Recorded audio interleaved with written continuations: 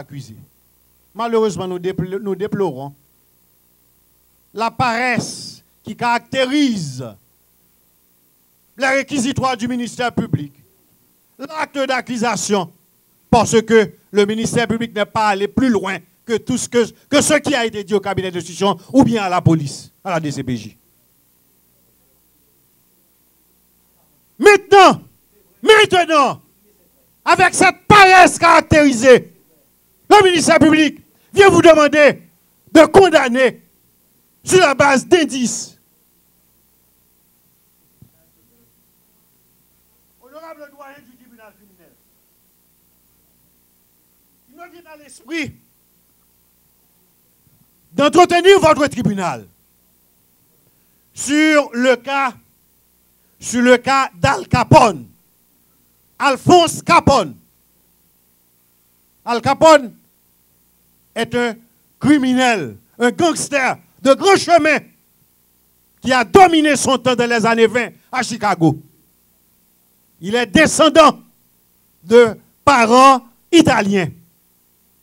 À un moment donné, magistrat, à un moment donné, où le commerce de l'alcool était interdit aux États-Unis, où Al Capone, qui a laissé l'école à l'âge de 14 ans, il s'est versé de la contrebande. Il a amassé des millions de la vente d'alcool, un commerce irrégulier, un commerce illégal. Toute la ville de Chicago était en branle. La police ne savait que faire. Le président de la République, il était devenu de notoriété publique. Il participait dans les grandes réunions, dans les grandes familles, dans les grands cercles. Mais magistrat, à chaque crime, la population le pointait du doigt. Ça apporte l'empreinte d'Al Capone. À chaque crime, on dit ça, c'est Al Capone. Mais la police ne pouvait pas l'arrêter, ne pouvait pas le jeter en prison. Pourquoi? Parce que, magistrat, aux États-Unis, le procureur ne peut pas se permettre d'accuser quelqu'un sans venir avec des preuves solides. Rappelez-vous le cas de Dominique Strauss-Kahn. Donc, le procureur, réalisant qu'il n'avait pas suffisamment de preuves, il a dû abandonner la poursuite. Al Capone, on ne pouvait pas l'arrêter pour insuffisance de preuves. Eh bien, ce que la police de Chicago a fait à un moment donné, il y avait beaucoup d'indices. La population le pointait du doigt. De tous les crimes, on dit Al Capone. On voit son empreinte dans tout ça. Il était un proxénète. Il tenait des maisons closes. Il faisait de la contrebande de l'alcool. Il était un richissime homme, un Américain. Il est né aux États-Unis, à Brooklyn. Et bien finalement, magistrat, les policiers sont passés par des moyens détournés, des moyens illégaux pour rassembler des preuves contre Al Capone. Arrivé devant le juge aux États-Unis, c'est ce que nous enseignons aux élèves avocats à l'école du barreau. Il y a plusieurs types de preuves que vous pouvez administrer dans un procès pénal. Mais la recherche de la preuve est tout aussi importante que le moyen que vous allez utiliser pour obtenir cette preuve. Eh bien, le juge s'est rendu compte que la manière utilisée par la police pour rassembler des preuves contre Al Capone, c'était des moyens illégaux. Le juge a dû libérer Al Capone parce que n'acceptant pas des preuves obtenues de manière illégale par la police. Voilà. Vous vous amusez à dire que maladie mentale, c'est l'affaire de tous les prisonniers. Je regrette pour vous, ministère public. Vous n'êtes pas autorisé, vous n'avez aucune notoriété pour parler, pour même objecter et même émettre vos opinions sur des rapports écrits par des experts. Vous n'avez pas ce droit. Vous devez respecter la France, la science, vous devez faire preuve de probité intellectuelle. Honorable doyen du tribunal criminel.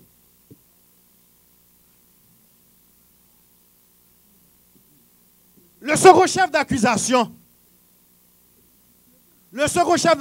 mis à la charge de Clifford Ashbrand, c'est sur lequel que nous allons parler, l'association de malfaiteurs. L'association de malfaiteurs, toujours selon ce doctrinaire, c'est le fait de s'organiser en bande, etc., donc dans le but de commettre des forfaits. Maintenant, dans la mesure où, magistrat, concernant ce chef d'accusation, que le ministère public peut interpréter ou comprendre que le fait pour Clifford Ashbrand de communiquer à son chauffeur, de lui dire que j'ai des angoisses, j'ai des problèmes par rapport à ce qui s'est passé, à ce que mon père et mon frère avaient subi lors de leur arrestation, si on peut considérer cette déclaration, ces échanges avec son chauffeur, comme étant la preuve manifeste de sa participation dans une bande qui ferait de lui quelqu'un qui est peut-être accusé d'association de malfaiteurs, nous retournons, magistrat, encore à la même logique. C'est ce qui dépasse l'entendement de notre système. C'est ce qui dépasse malheureusement la compréhension de nos juges d'instruction. Dès qu'il y a un crime, le juge d'instruction est obligé de se questionner sur le comportement, sur la santé mentale de l'accusé. Magistrat, lors même qu'on pourrait dire que le fait de communiquer avec Edner Gomé, c'était une volonté manifeste de constituer une bande et que de passer à l'action et que effectivement qu'il est coupable, en fait qu'il est accusé donc du crime d'association de malfaiteurs. Encore la même logique, magistrat. On devrait se questionner pour savoir comment un chef d'entreprise, quelque chose ne marche pas. D'ailleurs, nous savons tous, je ne joue pas, c'est sérieux. Maître Jean, écoutez. Non, c'est sérieux. Non, parce que, écoutez, j'ai lu les plus grands auteurs en matière criminologique. Si vous êtes au niveau de B.A.B.A. dans vos études criminologiques, mais moi j'ai déjà complété les 3 années d'études à Mich. Donc j'ai complété mes études en criminologie. Donc je vais parler de Garofalo, je vais vous parler de Robert Merton, je vais vous parler, moi si je vous parle du sociologue Émile Durkheim qui vous dit que le crime est un phénomène social. Le crime est normal dans une société. Donc ça peut paraître étonnant. Ça ne relève pas du cynisme, non. Le crime est un phénomène social parce qu'on ne peut pas imaginer une société sans crime. On ne peut pas imaginer une société sans crime. Maintenant, lorsque le crime se produit dans la société, il y a une manière de traiter ce crime. Il y a une manière de traiter ce crime. Alors, comme phénomène social, on ne peut pas toujours appliquer un traitement purement pénal à un crime qui est commis dans une société. C'est ça la vérité. Le traitement ne peut pas être strictement pénal dans tous les cas. Non, jamais. Honorable doyen du tribunal criminel, c'est à ce niveau que nous voulons nous hisser, que nous voulons nous élever pour permettre à la justice de notre pays de luire, pour permettre à la justice de notre pays de saisir chacun des accusés ici présents en leur état avant de prendre une décision magistrat.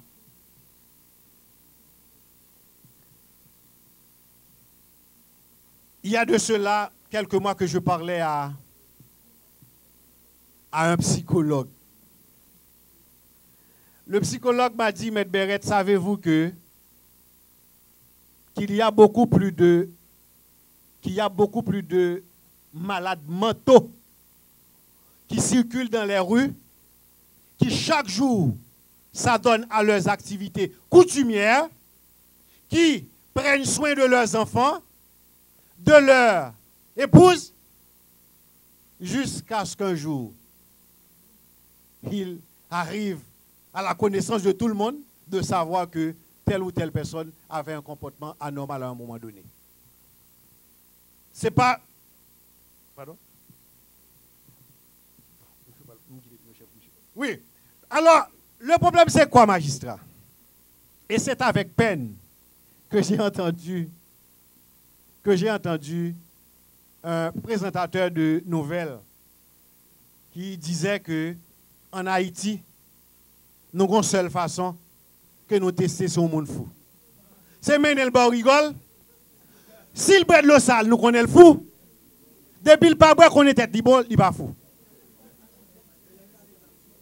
Honorable magistrat, savez-vous que ce même présentateur de nouvelles qui se trouvait dans une station tout récemment, alors que l'heure de son émission était complètement épuisée, il voulait passer de le micro à son confrère qui le représentait le journal sportif. Il a préféré dégainer son âme pour menacer son confrère journaliste. N'est-il pas un malade mental, magistrat? Ne mérite-t-elle pas d'être soigné? Est-ce qu'il ne mérite pas d'être soigné, magistrat? Et, d'ailleurs, magistrat, si jamais, alors ce que vous devez savoir, ministère public, honorable doyen, la ligne de démarcation entre la personne normale et la personne anormale n'est pas une ligne très grande. La ligne de démarcation, c'est justement cette décision qui va vous permettre de passer à l'acte, que ce soit sous l'influence d'une force ou d'une pulsion quelconque, vous allez passer à l'acte. Eh bien, c'est ce qui va faire de vous, un jour à l'autre, c'est ce qui va faire de vous un criminel en passant à l'acte. Eh bien, si ce journaliste arrivait, si jamais il passait à l'acte ce jour-là, et qu'on procéderait à son arrestation, je lui dis qu'il peut compter sur moi comme avocat pour assurer sa défense, parce qu'à ce moment, je ferai tout ce qui est en mon pouvoir pour demander des examens psychiatriques pour lui également et assurer valablement sa défense. Alors, vous voyez la situation. Il y a un autre fait, magistrat. Alors, c'est cette opinion publique-là qui n'arrive pas à comprendre. Mais je dois dire que cette population haïtienne que je respecte, qui a contribué au paiement de la taxe, de sa taxe, à ma formation, je lui dois cette vérité. Je lui dois cette vérité.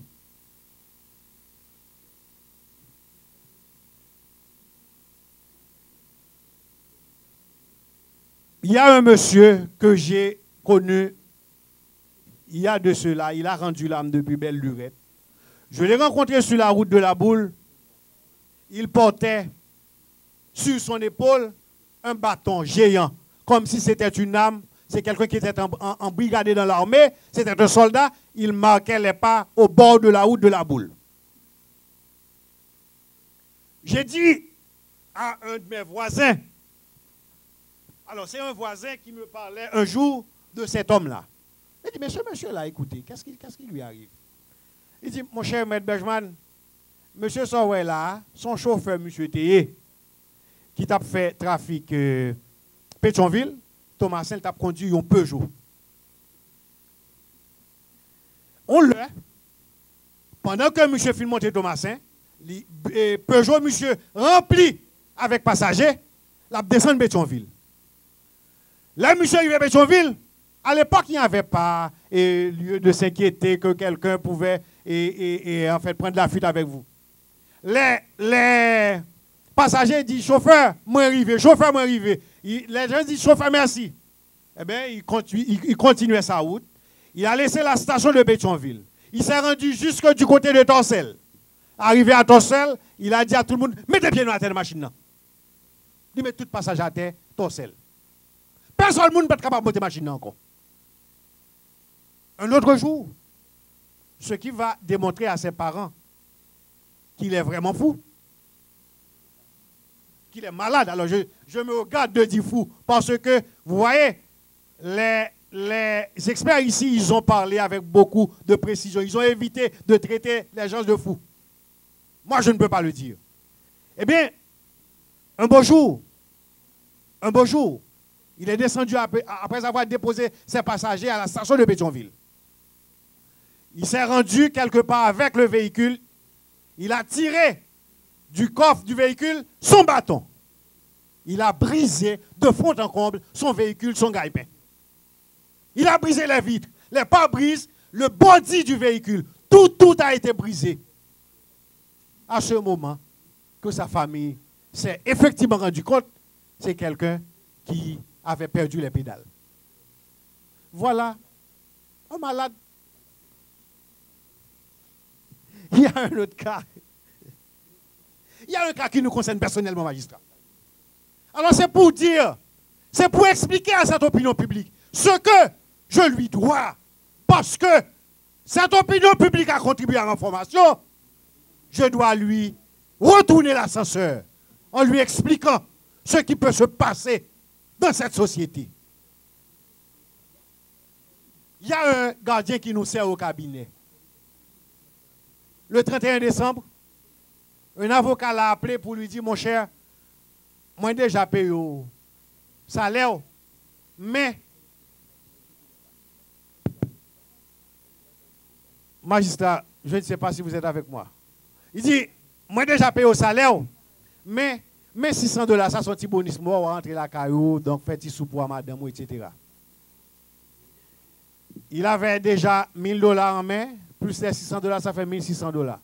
Arrivé chez lui, 31 décembre, 1er janvier, ce qu'il a fait, il a déchiré les $1600 sans donner pas un centime à son épouse pour aller au marché. Il a 4 enfants. Et puis, j'étais du côté à l'étranger, j'ai parlé à mon confrère, il m'a dit, ah, M. Beret, vous connaissez qu'un tel pas bon, me dit ça qui passe. Eh bien, mon cher, M. Gomba qui prend la maladie, c'est dans le centre de psychiatrie. Et là, monsieur chiré tout comme il paye pour 31 décembre. Là. Récemment, il a été au centre de psychiatrie, on l'a traité, après peut-être environ 1 mois à 2 mois, il est revenu au cabinet. Il y a un avocat qui lui a demandé de lui acheter à manger. De lui acheter à manger. On lui avait remis 500 gouttes pour acheter un bouillon à Saint-Coin restaurant. Il a été à Saint-Coin, il a dit, vende-moi 2 bouillons. Yo ba monsieur, yo vini à 2 bouillons, yo ba monsieur yon bouillon. Il bap, il prend bouillon, il court, il allait, il quitte l'autre là. Mais l'avocat dit, mais écoutez, je ne comprends pas. Il dit, oui, je vais c'est $100, moi, je ne vais pas remettre mon monnaie. L'avocat dit, je ne comprends pas. La semaine dernière, je vais bouillon pour $50, qu'on a $100. Il dit, non, c'est ça, moi, je vais moins. Et puis, mais comme l'avocat connaît que ce n'est pas un qui prend le prendre à faire, il dit pas vicieux, il dit, quittez ça. On l'autre là encore, monsieur, a acheté bouillon. Là, il arrive dans 5 points, il dit, monsieur, mon cher, l'autre, je vous demande. Vous demandez de bouillon pour un seul ou courir aller. Qu'on y est, nous pas toucher dans mon, mais l'autre bouillon te quitté à Mbaoul. C'est à tourner, il dit, oh, m'pa connaît, il dit avocat, m'pa connaît, moi mal acheté, moi pas toucher dans mais l'autre bouillon, il dit me oublié bouillon l'autre jour. Et récemment, magistrat, il a reçu sa paye. Il a touché 10 000 gouttes. 4 enfants, son épouse dans la maison. Il a été à l'église. Il a donné les 10 000 gouttes dans la quête. À l'église. Il est retourné, rentré chez lui, bredouille, 100 centimes. Pas même un centime qu'il n'a pas gardé. Voilà, magistrat des cas. Les cas sont légion. Et il est encore là, on est obligé de le tolérer. Pourquoi? Parce que nous pensons que le fait de le garder au cabinet, c'est une thérapie pour lui. Ça lui permet de parler avec des gens, de ne pas s'enfermer dans sa mélancolie, dans sa maladie. Honorable doyen du tribunal criminel, le troisième et chef d'accusation sur lequel nous allons intervenir, c'est la détention illégale d'armes à feu. Sur ce point, nous disons quelqu'un qui est président d'une compagnie d'automobile, dont la famille a plusieurs entreprises. Il y a un corps d'agents de sécurité d'environ 200 agents de sécurité. C'est une entreprise légale qui fonctionne selon les lois haïtiennes. Mais comment peut-on trouver des cartouches, des munitions dans la maison de Clifford Ashbrand, qui est président de l'une de ces compagnies, et que vous dites que donc, ce sont des munitions, des armes illégales, il est coupable de détention illégale d'armes à feu. Comment peut-on dire ça sans aller continuer votre travail, sans aller vérifier les armes que la compagnie possède? Alors, ministère public, je vous demande de me dire, quel entrepreneur que vous connaissez en Haïti, qui ne possèdent pas des armes lourdes pour assurer la sécurité de leur business. Cela témoigne, magistrat, de la faiblesse de nos institutions. Mais quelle preuve que vous apportez? Quelle est la preuve que vous avez administrée au tribunal? Aucune preuve. Il est président. Alors, il est président. Je ne suis dans aucune polémique avec vous. Magistrat, rappelez le ministère public à l'ordre. Lorsqu'il présentait son réquisitoire lapidaire, nous étions dessus. Nous étions dessus, magistrat. Qu'il se taise, magistrat. Vous m'accusez, vous devez venir avec les preuves. Si vous n'administrez pas les preuves, je suis autorisé. Je vous suis autorisé à vous les demander. Taisez-vous. S'il vous plaît. Nous disons magistrat.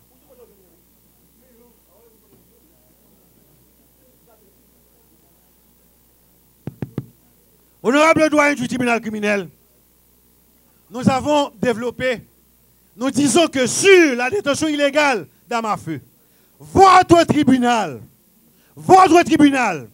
dira qu'il n'y a aucune preuve administrée par le ministère public pour dire que Clifford Ashbrand est accusé de détention illégale d'armes à feu lors de son arrestation dans son entreprise magistrat. Aucune arme n'a été trouvée sur lui ou bien en sa possession. Les armes trouvées, votre rapport a si bien dit où est-ce que vous les avez trouvées. Si vous n'avez pas continuez votre travail. Si vous n'avez pas finalisé votre recherche, votre enquête, allez la finaliser, magistrat. Honorable doyen du tribunal criminel, votre tribunal retiendra que le chef d'accusation de détention illégale d'armes à feu ne peut être retenu contre Clifford Ashbrand. Il est chef d'entreprise. La famille dispose d'une compagnie de sécurité d'environ 200 agents de sécurité qui assurent la sécurité de leurs entreprises. Cette infraction ne peut être retenue comme contre Clifford Ashbrand parce que, le ministère public n'a pas établi la preuve, et deux, le ministère public n'a pas approfondi son enquête. Et ce que le ministère public sait déjà, c'est que la compagnie haïtienne de moteurs est une société anonyme légale, société haïtienne, anonyme haïtienne légale, qui fonctionne selon les lois de la République. Honorable doyen du tribunal criminel à cette phase, je passe la parole à mon estimable confrère pour enchaîner dans la défense, quitte à ce que nous allons revenir un peu plus tard. Merci, honorable doyen du tribunal criminel.